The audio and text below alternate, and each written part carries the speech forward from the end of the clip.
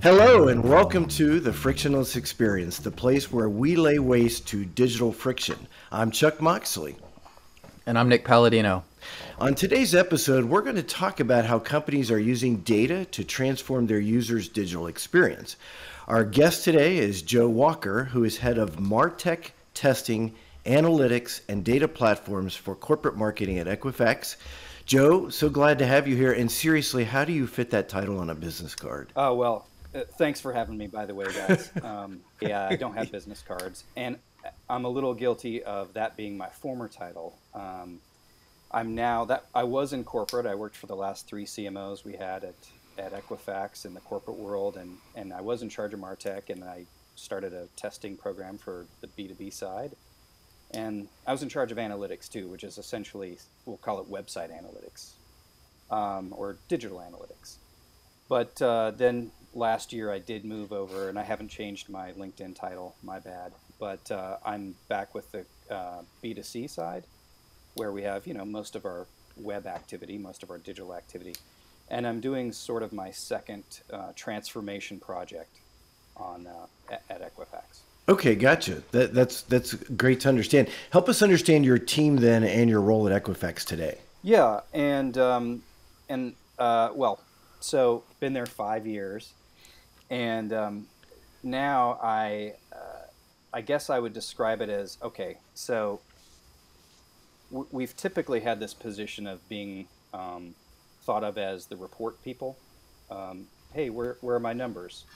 And, I think when I started, we were order takers. And I didn't want us to be order takers because I think that's a really bad place for an analytics team.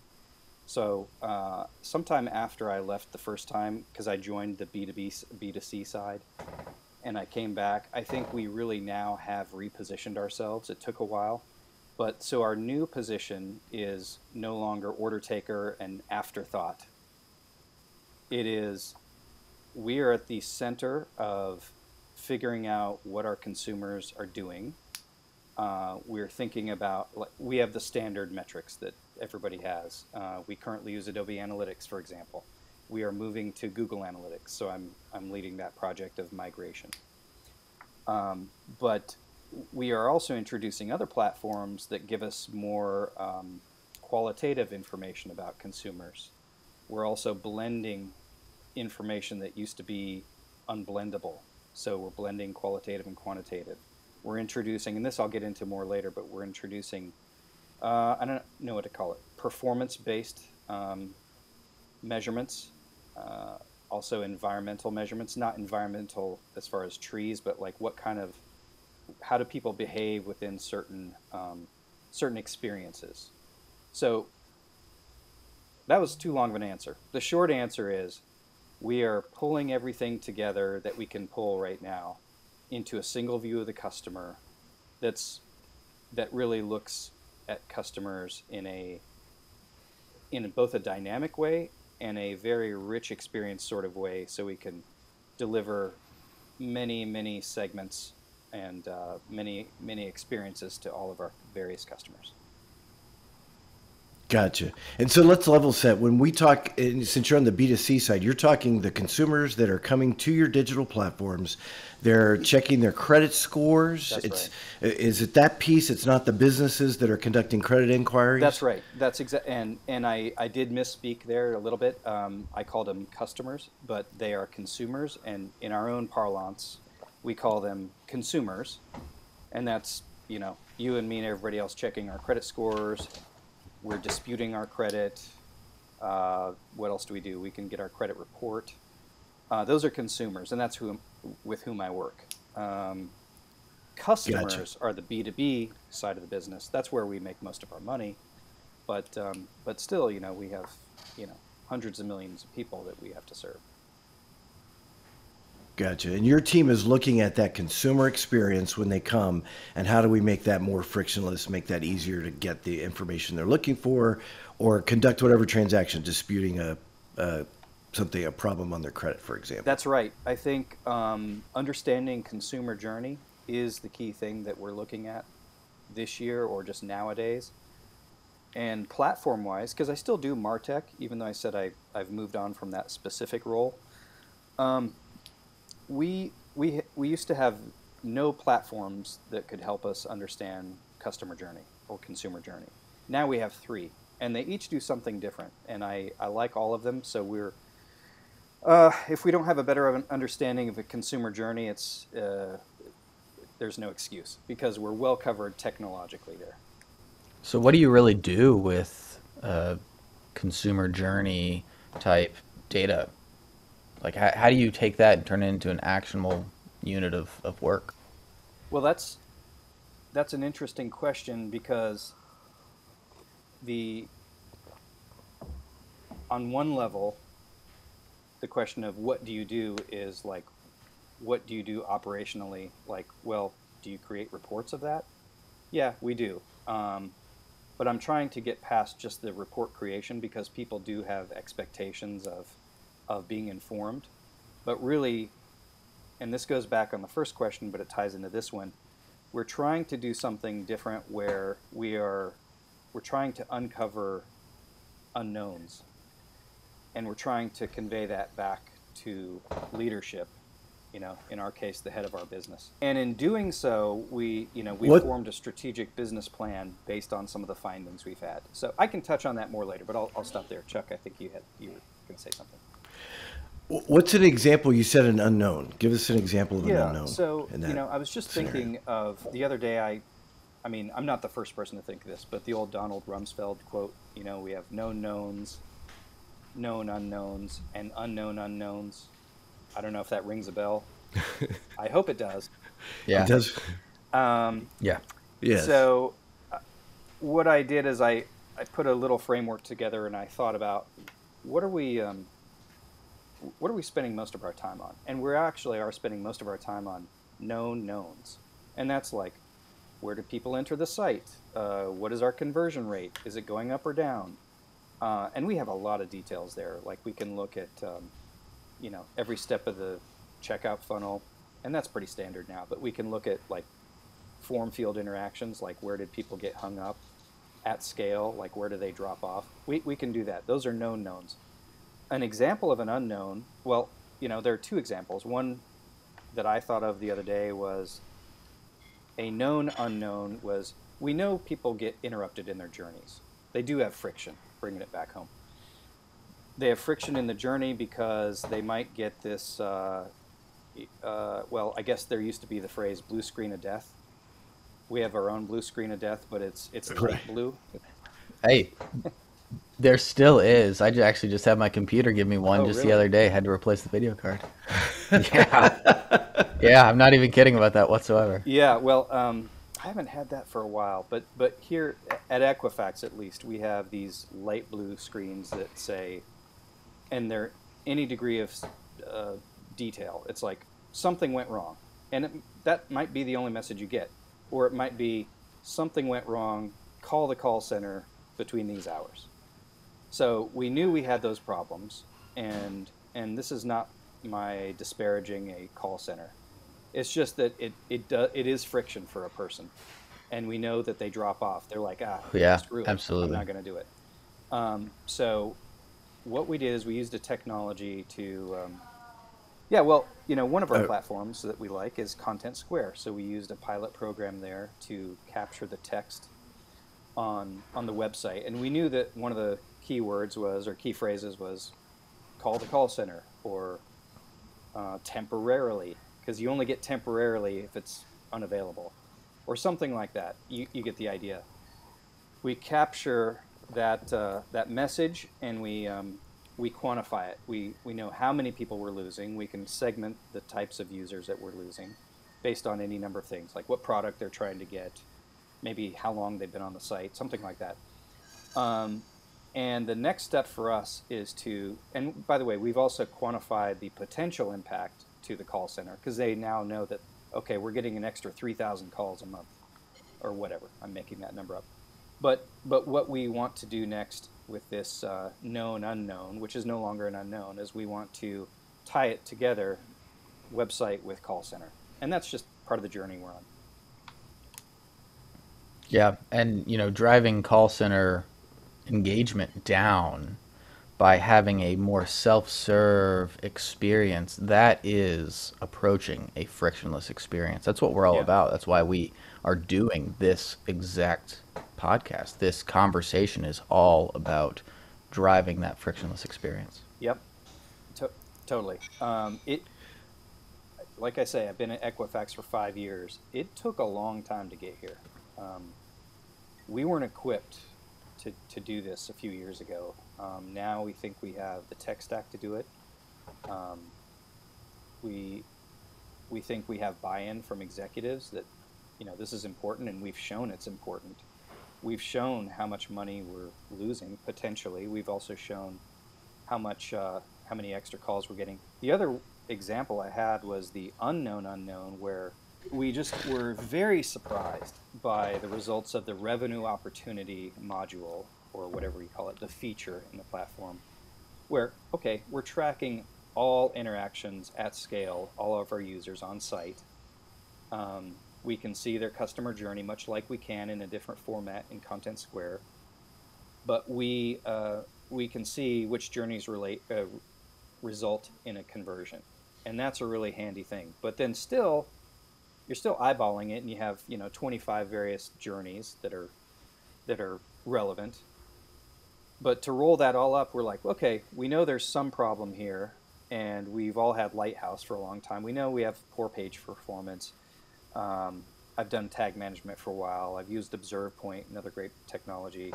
So I know poor performance, but I've never, ever been able to relate that back to revenue. And that's why Blue Triangle is so important for us, because we found one page in particular that was a total surprise, where it's very sensitive to slow loading. And it's not even really perceivable to me when I go to that page.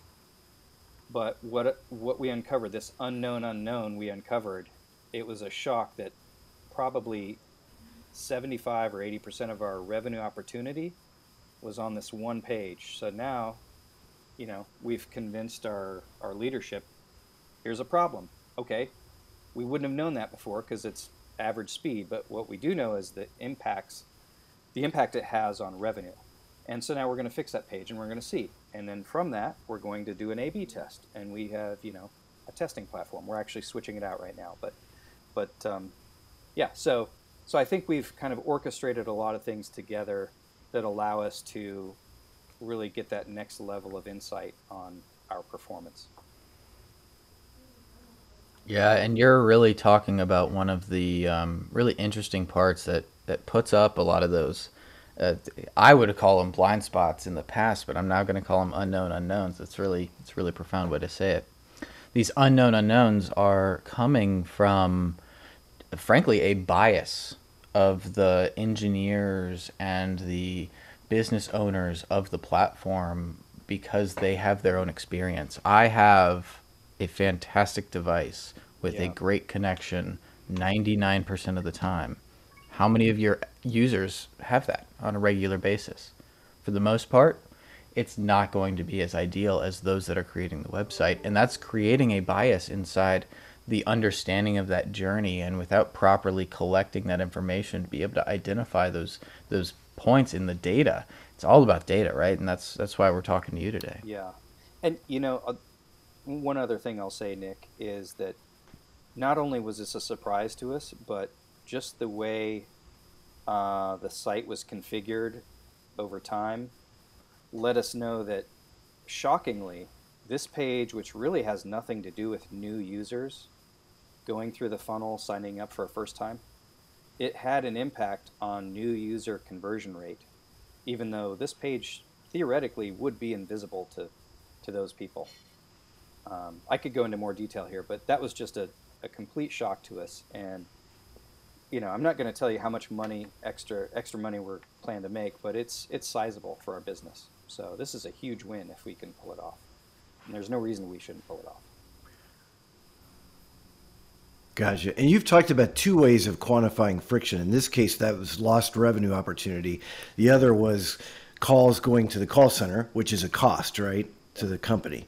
And that's what it's taken. That's what you found has given leadership in the company the impetus to prioritize this, to prioritize removing that friction, is being able to quantify it.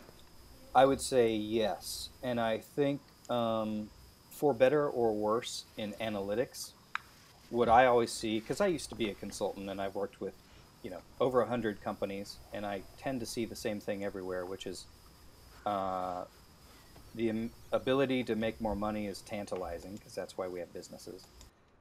And also there's this tendency to place ROI on analytics. I fundamentally think that's not the right approach. We can make more money, but also we do have to consider things that are maybe less quantifiable. They're more intangible.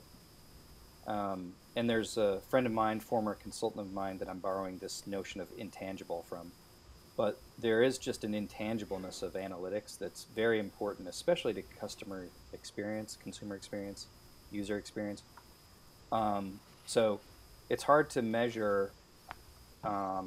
It's hard to measure the value of brand impact for bad experiences. So if we have 3,000 people, and I'm just making that number up again.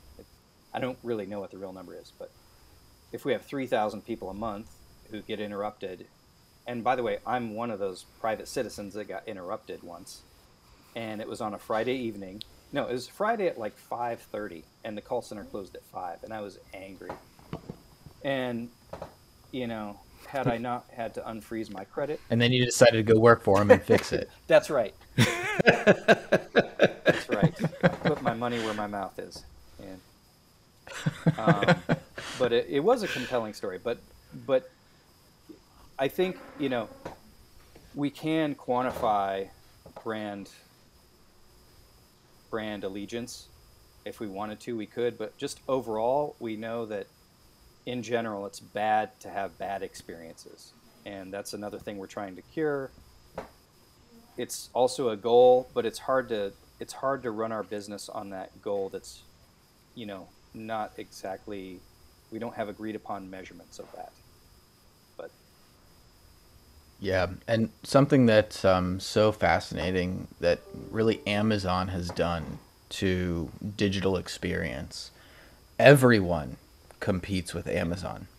And I don't mean literally retail. I mean with the experience.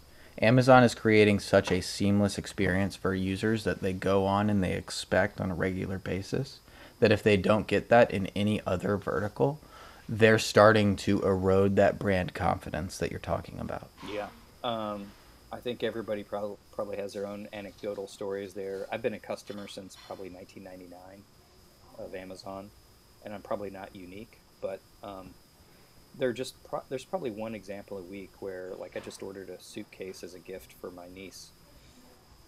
I hope she doesn't hear this before she gets the gift, but I don't think she will. But it just, it just was easy, so I did it, So, Right. but that's sort of a low-hanging fruit example. Everybody has those examples, but yeah, we compared to when I joined the company, we have much more of a focus on user experience now. Is what I would That's say. fantastic. Joe, can you think of an example where, because you've talked a lot about data and how data is kind of helping to quantify all this and to understand the unknown unknowns, right? What's an example of where that data, where you saw the data imply something that just wasn't believable? Like it was either too good to be true or too bad to be true. Can you think of an example of that where, it took almost convincing that the data was accurate? I have an obvious answer. There's so many examples where, this is a larger theme, and Nick and I have talked about this privately, but there's this theme of unbelievability. It's people just, if you're in a low trust environment one way or another, like if you just don't trust data, or I have a skeptical mind, but also at a certain point, if you set things up correctly, and the capabilities, and like for practical purposes, the formula being used, you have to kind of trust the output. And several times we have had those outputs where, one example, and people are, if any colleagues listen to this, they might dispute this, but we did do a giant A/B test of our shared homepage because, as I talked about earlier, we are a B2B company, but we're also a B2C company, and we had a shared homepage. And for the longest time, it directed everybody to the B2C experience, which, to the detriment of the B2B experience. So we tried our hand at a bifurcated, like, lander. Are you here to buy, something for Bank of America, or are you here to get your credit? That sort of thing. Um, the test we did showed that we did no harm to the B2C environment, and that the B2B environment would make X, $1 million more a year. So, and that was a big number, for the web channel. And people didn't believe it. And I think the only way to address that is to do more tests. And we've done more tests, and we got some different results actually. So there's that. There is the blue triangle example earlier that I had. That number of that one single page, the amount of extra money we would make. So I remember telling Lance, the CEO of Blue Triangle, I told him what that number was, thinking he would just, be aghast. But he didn't even blink. He's like, "Oh yeah, okay." But for us, it's a big number, especially if we consider customer lifetime value, which is big for us because we sell subscriptions. We don't just sell transactions, you know. And let's say we multiply the number by 10, then that is a huge jump in our revenue, just changing that one page. And people still dispute that number. So my similar but opposite, I had a data model that was implying such a huge number on a regular basis that I would go and present it to executives. And I would often be told something along the lines of, well, this is ridiculous. If it was this much of an opportunity, then we should stop doing everything and focus on this. And I would say, yeah, exactly. But then I'd effectively get laughed out of the meeting, get no priority whatsoever because they just wouldn't believe the figure. And so what I started to do, I would take that number and just multiply it by 10% and start presenting that. Now all of a sudden it was believable enough for them to buy into it and still significant enough for them to give me priority. So now all of a sudden I have priority while presenting only 10% of the opportunity. It's almost like sandbagging for the better of the business. It's kind of an interesting concept. Now where everything came to a really amazing point, I ended up running an A/B test where I changed, and this is back when WebP was brand new, but I changed the homepage content from PNG to WebP, and that presented me with a 105% confirmation of the original opportunity, and I was just absolutely stunned because I had so much doubt that was happening because I was constantly laughed out of meetings effectively, not literally, but effectively. And just so many people were trivializing this opportunity. But when I then can turn around and say, hey, I now have an actual A/B test that proves this. Let's go forward with this. Let's see what we can do. And of course we did, and we validated that result. It was one of the big aha moments for me as an individual in my career that this is the right thing to be following. Yeah, we sort of did the same thing. We sort of de-emphasized the amount that we thought we would make because I think people were a little afraid to be on the hook for that, because then you add that to the books. That's expected revenue. We're all under a lot of pressure here. But what we did is we did cut that number down. And what I found is I've never been laughed out of a room, but do you know that the book, I think of this book a lot, and I read it in college because I was a biologist, and I studied genetics, anthropology, biology, and I had this one, I did cancer research in college, and I had a mentor who recommended this book. It's called and I hope I don't mess it up, The Structure of Scientific Revolutions by Thomas Kuhn's. I don't know if either of you read that. No. Not me. And this was written in the 70s. You don't really need to read it to get the main idea, which is the main idea is that science and, let's call it something else, progress, much like progress in having a more frictionless environment, like progress of an analytics team. It doesn't happen in a straight line smoothly. It's graduated, and it's graduated based on a lot of things, with one being like old notions, like old wives' tales, or old ways of behaving, or people, let's call them scientists who have they've like based their career on a certain theory, and maybe they retire, and maybe that's how we progress, or maybe they fight it and they lose honorably. But what I found is that it was controversial, and we've had some, I'm just going to say it, we've had some friction in our teams because all of a sudden this new insight is kind of stepping on some toes, and it's placing a microscope over some accountability that people might have. And I would say that more than anything, this kind of graduated like progress, it's been jagged, and my way of dealing with it is just being an honest, try to be a good person and work with everybody, and it's a shared goal we have, but this is new information. Let's do it. But that has been something that I've experienced more so than the laughing. But your number was probably higher than my number, so maybe that's why. Yeah.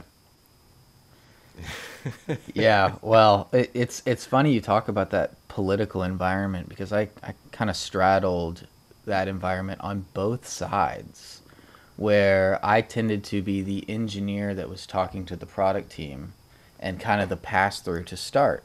And then I ended up shifting over to the product team, and then I ended up being the product manager that was sitting on the fence between the engineering team to be able to straddle that side. So like I sat on both sides, and I effectively played both sides of the coin through my career, and it was such an eye-opening moment of like how to navigate that political environment, so that when I do have data that says your baby's ugly, how do I tell them? And how do I make sure that it's their idea, that they need to go fix this, rather than me blast it in front of a bunch of executives and say, we should go focus on this? Yeah. I need to get them to go present that to the executives to say, hey, we've been doing good stuff, but I can make it greater. Look at this. Yep. That's the way that we ended up finding a lot of success and being able to create that environment. And in many times it just meant that I just had to be okay with taking a seat at the table, what am I looking for? Seat at the table? Riding the passenger seat, a side seat, I don't know. Whatever I'm looking for. You get it. Not being the focus. Yeah, sidecar. There you go. We're going to ride a roller coaster together. You guys know the rumble seat? Maybe some bikes. In the trunk in those 1930s cars? Okay. Yep. Yeah, exactly. Yep. Exactly. That's where you were, Nick. I was in the pumpkin coach. Yeah, I think, organizations, I also think outside of my own current company about organizations, and I think about interpersonal and intra-team friction, and hierarchical organizations, I think, are struggling more with this. Low trust environments, I'm borrowing something else from Evan LaPointe, I'll just say his name. Low trust environments, and how that can, there's a reason I think there's a reason people go to executives, because if their organization makes decisions from top down, that's how you get stuff done. If you try to convince someone who is used to like getting orders from top down, and I'm just being generic here, I'm not saying necessarily this about my own company now, but it just, that in itself is a struggle. It's internal friction that makes the user experience friction harder. Getting rid of friction harder. I've used friction way too many times in this podcast. Okay. No, you haven't. It's fantastic. Product placement for a word. We love the word. It's our brand. Almost as much as frictionless, but oh, fair enough, Chuck. Look at the marketing guy fixing me. All right, there we go. So we've talked a lot about consumer experience and what's going on, but do you guys look a lot at competitive experiences? Are you looking at your competitive performance? Are you constantly watching your core web vitals to see your site versus competitors, or is it really all about the your consumer's experience? Yeah, um, I'll answer that. So yes, I think there's a degree of what's the other guy doing, um, and I don't care because I'm myself. I'm doing what we should be doing for ourselves. Um, my current company really does look at a few other competitors. One in particular, I think, gets a lot of attention, and we do look at core web vitals. I'll tell you, a year ago, maybe a year and a half ago, nobody, I'm speaking generally here, nobody knew the phrase core web vitals. But we're so invested in Google. I mean, basically, we have to use Chrome at the site, so we at the business. So we know that SEO is very important to our business. So Core Web Vitals drives SEO. It also drives better experience. Um, so we do look at that, and we look at maybe 5 to 6 players. Um, I would say we've noticed one in particular where we have some work to do, and it's been very useful to have like that to point to, because people feel like, okay, that's real. So let's not just be generically saying that we want to get better. Let's specifically get better in these areas on these pages. That's so yes, we do. We also look at just industry. I mean, I have a colleague who spends a little bit more time on this than I do, but we have some other platforms that track industry performance, and we can definitely see leaders and laggards there. But benchmarking does motivate our company. So you always want to be best. You always want to be, or at least on par. I do. I think something so interesting about competitive landscape for any brand against their own competitors is, you know, brands are competing for different populations among the same effective goal. And so when you think of it in those terms, the experience that one brand needs may be different than the experience that another brand needs for the population they're targeting. There's always going to be some overlap, of course.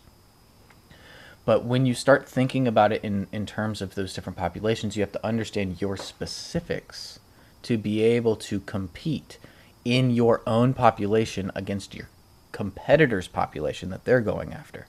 And so when you start extracting that, where Core Web Vitals, and to wrap this right back into where you're going, where Core Web Vitals help us is to understand how those metrics correlate for the exact users that are coming to our brand. Yep.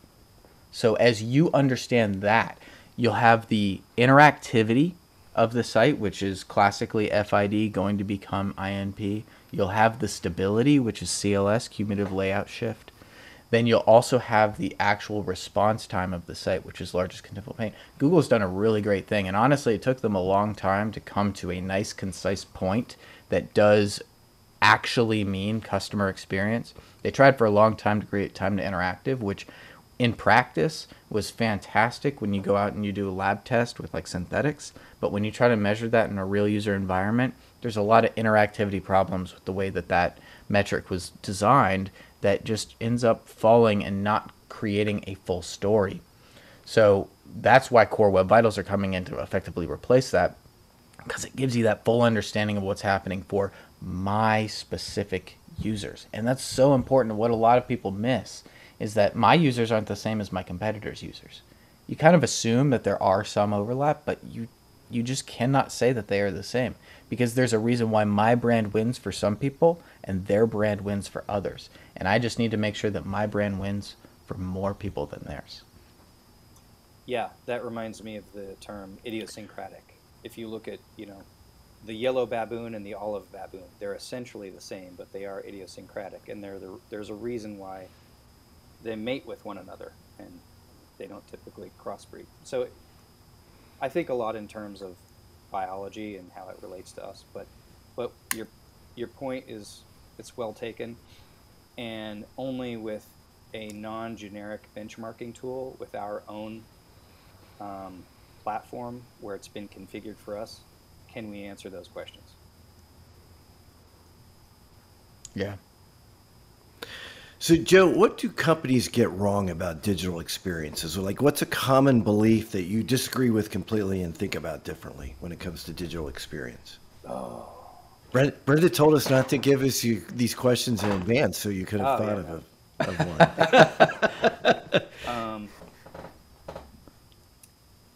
think I have a good answer. I guess my answer is, I think we each have our own stylistic approaches to what's compelling and what's not. Like, I barely have to see any commercials anymore, which is nice. But there is a show on Hulu I like, and I'm a little too cheap to pay for the non-commercial version. So I see some commercials, and I tend to not like them. Beyond those, like, differences in style that we have and messaging and, like, statements on culture, I would say as a digital team, I won't say it's something that I think people are getting wrong, but I think they're moving in this direction, but they, frankly, I'm moving in this direction. I've been on this journey since about 2019, but I'm looking at CDPs pretty hard, customer data platforms.